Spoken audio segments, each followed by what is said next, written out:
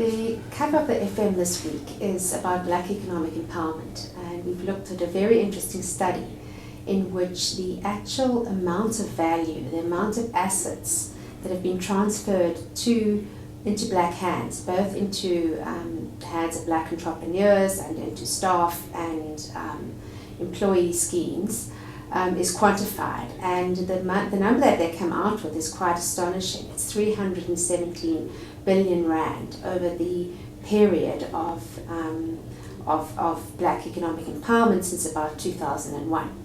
So what the study does, it's done by Intellidex, a consultancy. What the study does is that it tracks every single BE transaction of the top 100 and looks at how much value that those shares were worth at the end of the day when they vested in the hands of the Black shareholders, and that's the result. And I think that what is it kind of puts paid to some of the more controversial and empty debates about BEE. So you will get a lot of people complaining that, oh well, BEE hasn't really worked and it hasn't really transferred value. Well, what the study does is it shows that, well, 317 billion rand in value is quite a lot of money. So BEE has worked. On the other hand, it also disputes the myth that, well, broad-based schemes don't work.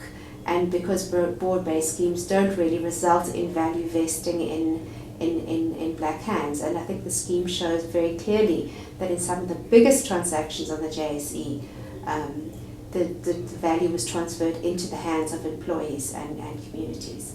So it's a good news story. And then there's a sort of forward-looking aspect to it, which looks at, well, where to from here, because we're sort of heading into a new phase of BEE. There are a whole lot of new things on the agenda, and we can expect an acceleration of BEE in the next 5 to 10 years. So that's what the story's about.